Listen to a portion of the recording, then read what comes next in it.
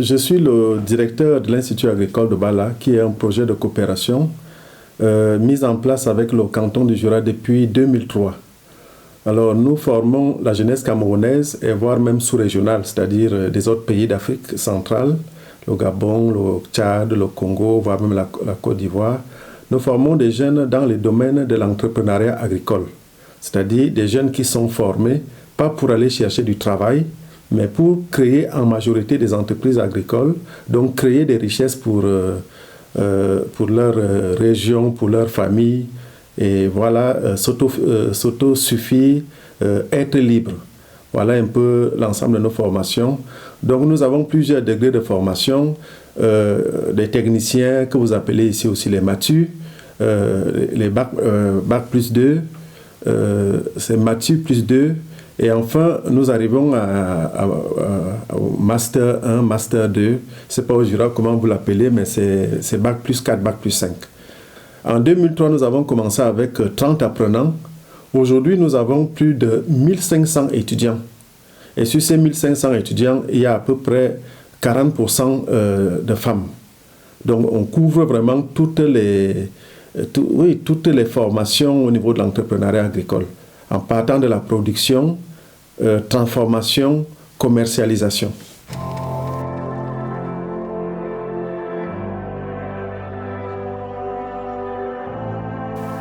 Alors, l'Institut a plusieurs sources de financement aujourd'hui, mais ça n'a pas toujours été le cas.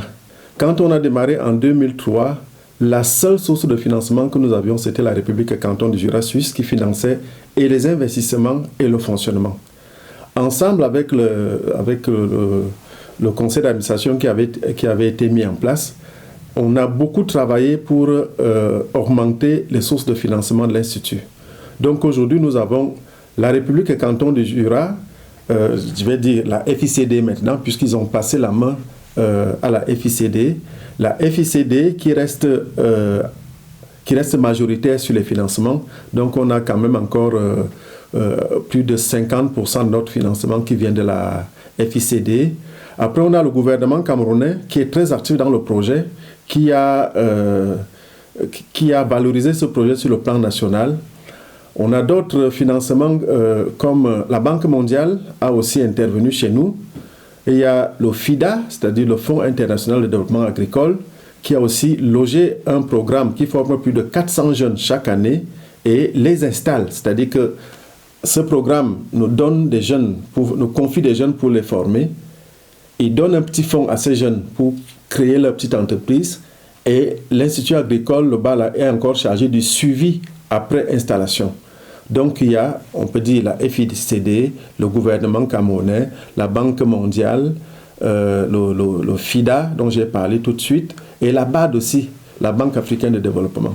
Donc on a essayé de diversifier nos financements pour que l'Institut trouve un équilibre.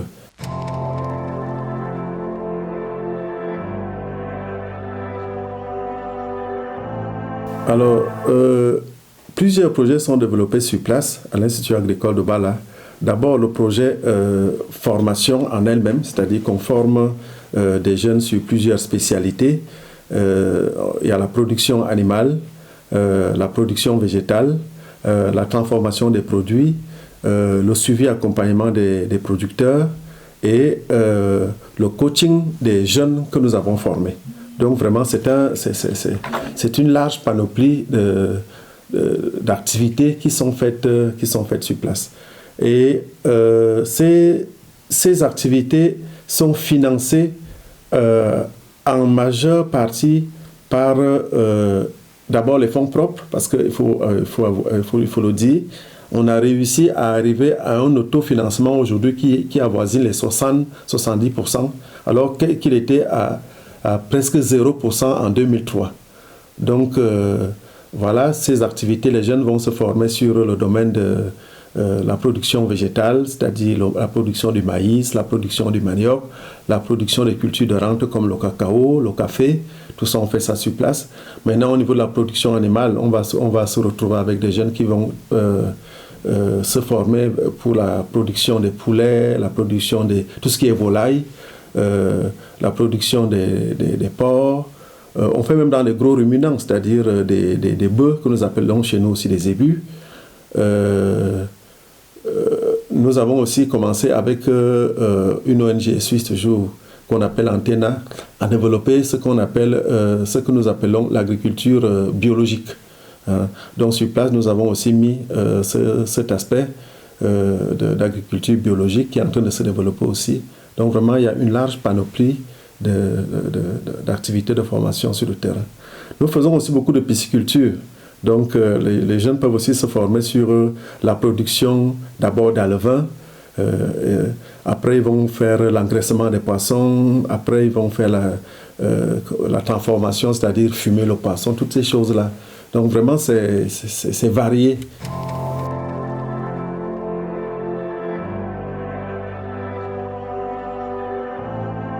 Alors, j'ai donné un chiffre tout à l'heure, un chiffre à peu près de 4000 étudiants qu'on a déjà formés, qui sont sortis, quoi. En 20 ans, il faut ramener ça fait à peu près 200 étudiants que nous sortons par an. Alors, ces 200 étudiants qui sortent de chez nous par an, d'abord, je voudrais qu'on s'attarde sur l'évolution du nombre d'étudiants.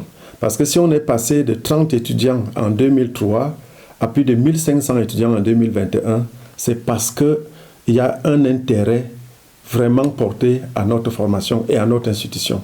Il y a beaucoup d'institutions qui ont été créées, qui n'ont pas d'étudiants ou bien qui ferment, mais nous, on est plutôt allé avec une croissance exponentielle. Ça veut dire que les parents font confiance à notre institution et grâce à son sérieux, c'est-à-dire le sérieux qui a été mis en place avec le coaching et l'accompagnement du canton du Jura. Donc les parents font confiance, les étudiants font confiance. Il y a des ONG comme le FIDA qui a aussi fait confiance et qui a installé chez nous un programme d'aide à l'installation. Ça veut dire quoi? Un étudiant qui sort de l'Institut agricole de Bala, qui veut créer son entreprise, a une voie qui est déjà aussi au sein de l'Institut. C'est-à-dire qu'il y a un fonds, il y a une équipe qui aide les étudiants à élaborer leur projet, à monter leur projet et à le mettre en place. Donc les étudiants qui sortent chez nous, je vais dire à 80%, créent leurs entreprises et s'installent. Grâce aux mécanismes qui ont été mis en place, parce que le plus difficile, chez nous, ce n'est pas comme ici où on a des aides à l'installation. Souvent, le jeune doit se débrouiller seul avec sa famille. C'est très, très compliqué. C'est pour ça que des programmes internationaux viennent donner un coup de main pour donner un peu ce qu'on appelle aussi ici les aides à l'installation. Le gouvernement ne donnant pas des aides à l'installation, ce sont ces programmes internationaux qui viennent donner ces aides à l'installation aux jeunes. Et donc, l'Institut agricole de Bala a eu cette opportunité d'être considéré comme un incubateur de jeunes entrepreneurs où les financements sont donnés aux jeunes. Donc, en fait, les jeunes créent leurs entreprises, mais ce qui est intéressant, c'est de voir que les jeunes qui créent leurs entreprises en s'installant deviennent après des référents, c'est-à-dire des maîtres apprentis pour ceux qui se forment encore.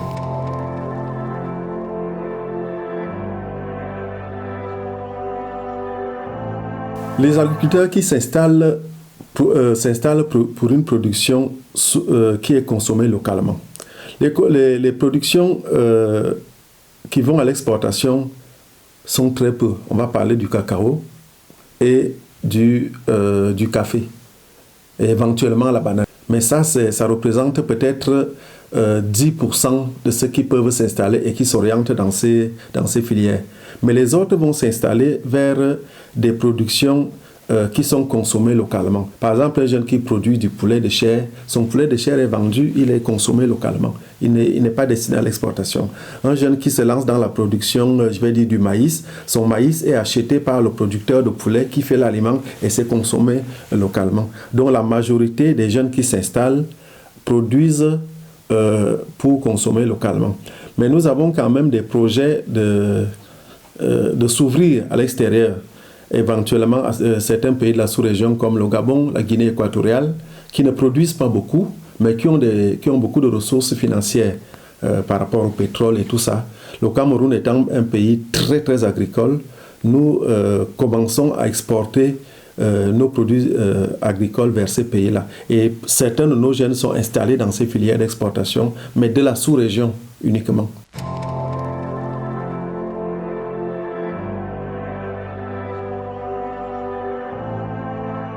Alors ça, c'est une très très bonne question. Quand on prend le Cameroun, on a 475 000 kilomètres carrés. C'est-à-dire c'est à peu près comme la France en termes de superficie. Mais à peine 20% des terres agricoles sont exploitées. Il y a de la place. Il y a de la place. Et nous sommes à combien? On est à peine à 25 millions d'habitants sur 475 000 kilomètres carrés. Donc vous voyez, c'est vraiment, tout est encore presque vide et tout est à faire. Et il y a des consommateurs, il y a un potentiel énorme. Nous avons notre gros souci, c'est celui de la transformation. En fait, le climat est tellement bon, tout pousse chez nous. C'est-à-dire, on peut avoir 3 cultures de maïs par an, alors qu'ici, vous ne pouvez avoir qu'une seule. Donc ça, le climat est tellement favorable. Tout ce qui manque chez nous, c'est d'abord les formations qu'on est en train de développer. Le secteur de la formation agricole, pour moi, c'est un secteur qui est encore vierge et c'est un secteur d'avenir. C'est même le seul secteur où un jeune peut s'épanouir, où un jeune peut encore créer librement ses richesses. C'est-à-dire que la terre, il y a, l'eau, il y a. Si tu es formé et que tu as un peu de ressources, tu crées ton entreprise. Et tu crées des richesses et tu vis dignement avec ta famille.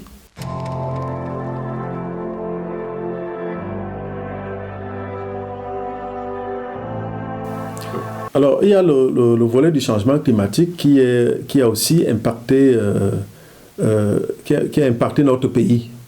En fait, on s'est rendu compte qu'on avait toujours des climats qui se suivaient.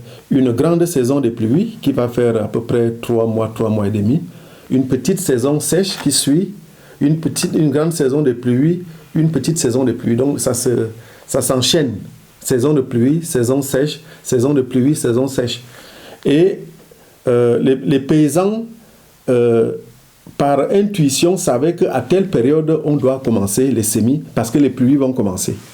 Mais depuis quelques années, on se rend compte que quand les paysans attendent les pluies ne viennent pas. C'est-à-dire ça peut être décalé de 2, voire même 3 mois. Et du coup, ils sont perdus. Ou bien quand les pluies viennent, ça ne met pas le temps qu'il faut pour que les cultures puissent bien se développer. Ou encore, quand les chaleurs viennent, c'est des chaleurs tellement fortes. Oui, les productions n'arrivent plus à supporter parce que les chaleurs deviennent très très fortes. Bon, mais à côté de ça, il y a quand même, je dis, c'est pas grave chez nous puisque nous sommes en zone équatoriale, il y a quand même c'est des grandes forêts, il y a quand même toujours des pluies, mais on sent ce décalage dans le temps et on ne sait pas dans l'avenir comment ça va se développer.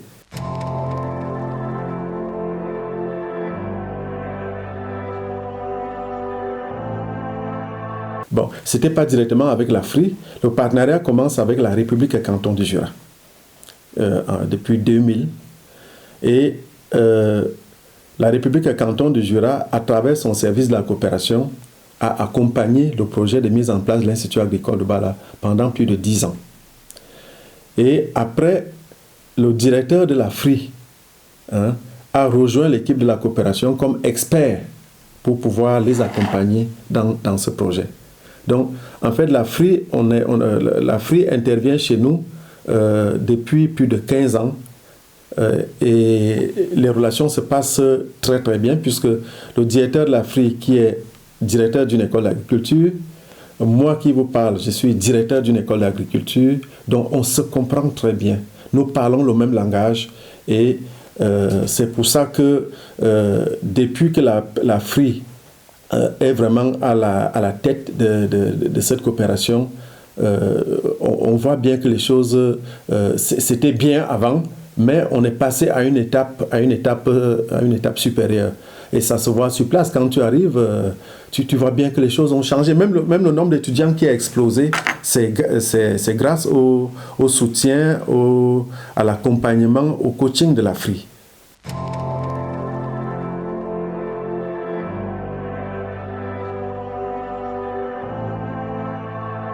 Nous avons développé avec l'AFRI un autre volet de collaboration. Et ça, c'était avec le programme Ovesia. Le programme Ovesia nous a permis, c'est-à-dire a permis de développer les échanges entre les étudiants de l'AFRI, le personnel de l'AFRI, les étudiants de l'Institut agricole de Bala, le personnel de l'Institut agricole de Bala. Donc, le personnel enseignant de l'Institut agricole de Bala est arrivé à l'AFRI pour mieux comprendre ce que c'est que des formations duales. Nous avons passé plus de 2 semaines ici et quand nous sommes rentrés au Cameroun, on pouvait parler de formation duale comme expert, alors qu'avant on entendait seulement mes collaborateurs qui n'étaient jamais venus, qui ne connaissaient pas ce que c'est qu'une exploitation suisse. C'est vrai qu'ils pouvaient lire sur des livres, mais ce n'est pas la même chose que d'être sur le terrain, de toucher de la main. Donc ça a permis à mes collaborateurs de mieux connaître d'abord la Suisse, de connaître les exploitations suisses, de connaître le système de formation développé à l'AFRI. De même, les étudiants de l'AFRI sont venus au Cameroun. Ça a permis à ces étudiants de voir autre chose, de s'ouvrir à une autre culture.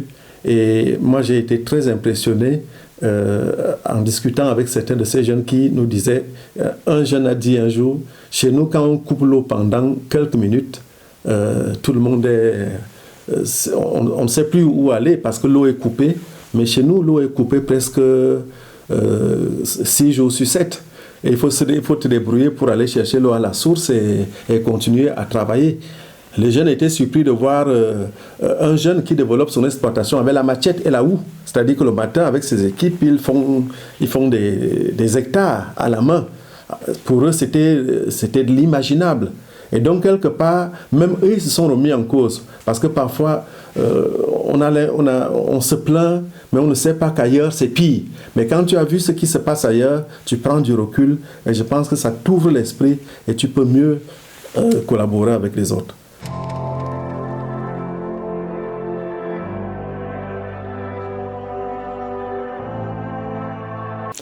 Alors, la FICD, comme je l'ai dit, a repris le volet finance qui était au début géré par la République et Canton de Jura.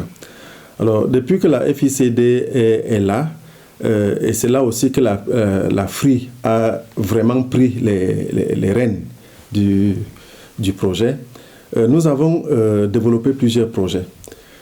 Nous avions un problème sur place, c'est celui du nombre d'étudiants très croissant. C'est-à-dire, je vous ai dit tout à l'heure qu'on est parti de 30 étudiants à 1500 étudiants.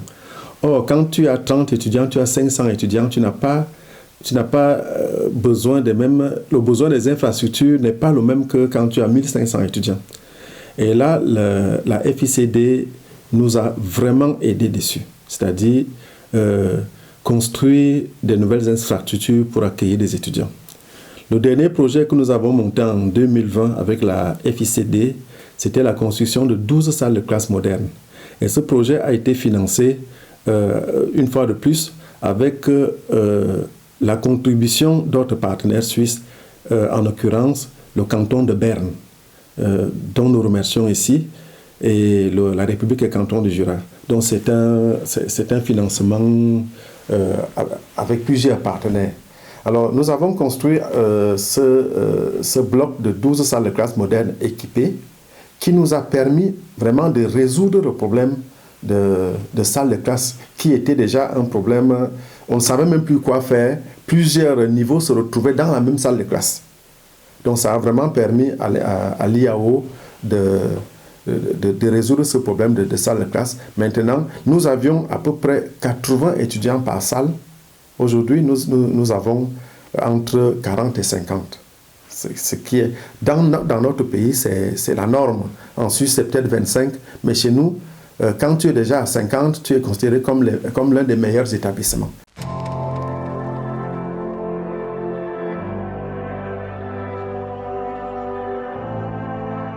Il y a 2 projets principaux qui nous intéressent ici, parce qu'il y a d'autres projets, mais je préfère parler de ce qui intéresse notre collaboration, notre coopération. Le premier, c'est la construction des logements d'étudiants.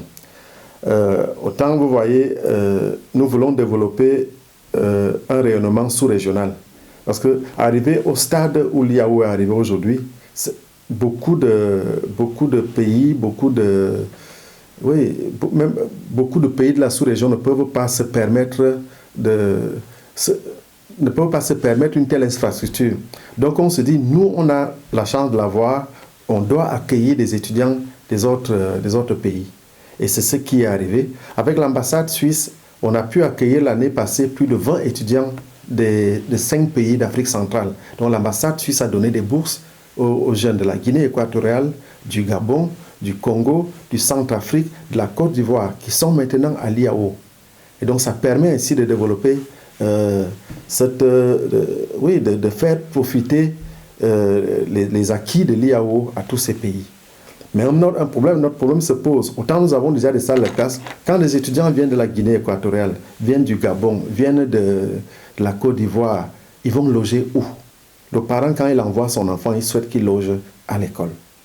Donc du coup, nous avons encore fait appel à la FICD pour nous aider à mettre en place des logements pour des étudiants. Et comme ça, on va vraiment avoir une structure d'accueil qui permet, même aux étudiants suisses qui viennent sur place, d'être au sein de l'école, d'être dans des conditions quand même acceptables d'accueil.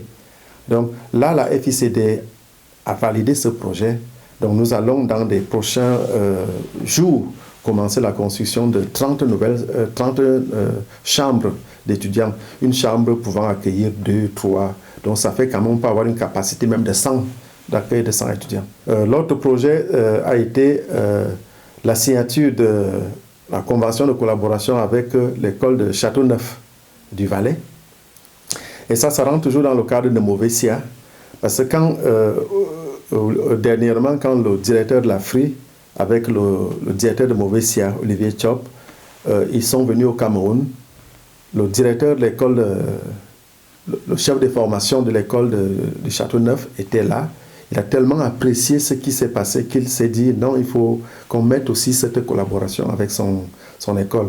Et là, avec la FRI, nous avons discuté, on a trouvé des pistes de collaboration, on a travaillé sur ce projet de collaboration avec l'école de Châteauneuf. J'ai été invité sur place pour signer cette collaboration et je pense qu'au cours des prochains mois, les échanges vont aussi se mettre en place entre les étudiants, le personnel de l'école de Châteauneuf du Valais et l'Institut agricole de Bala. Et ça, c'est toujours grâce à la FICD, grâce à la FRI.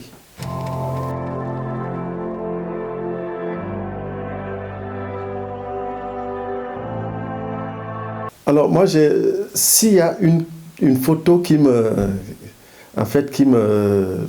tourne en tête, c'est l'image de la visite du ministre Jean-François Roth en 2000 à l'Institut agricole de Bala, au site actuel. Alors, je revois le ministre Jean-François Roth devant un espace vide, marécageux, et il n'y a absolument rien. Il y a quelques petits champs quelques petites parcelles de culture maraîchère, absolument rien. Et 20 ans après, tu repars au même endroit et tu vois ce qui a été fait. Et le plus important, ce n'est pas avec des moyens énormes, c'est avec des petits moyens. C'est là où tu te dis, on pourrait faire beaucoup de choses dans ce monde. Et pourquoi ça a été fait comme ça? Parce que les petits moyens qui sont venus ont été utilisés à ce qu'il fallait être utilisés. Souvent, on envoie des gros moyens, ça reste soit au niveau des gouvernements, très peu arrivent sur place. L'avantage qu'on a avec la coopération avec la FICD maintenant, ce qui est rare, c'est que quand la FICD envoie 1 franc suisse, c'est 1 franc suisse arrive sur le terrain. Ça ne traverse pas des étapes, c'est-à-dire ça va passer par le ministère, ça va passer par telle délégation, parce que chaque fois que ça passe, c'est sectionné. Donc quand 5 francs suisses arrivent, les 5 francs suisses ne sont interceptés nulle part, ça arrive sur le terrain et ça va dans le projet auquel il a été confié. Donc moi, c'est un peu cette image-là qui m'a toujours donné espoir qu'on peut faire de grandes choses, mais il faut trouver des bonnes personnes et la confiance. Et la confiance vient par quoi? Par la transparence, la gouvernance. Et c'est ce qu'on a appris avec la FICD aussi.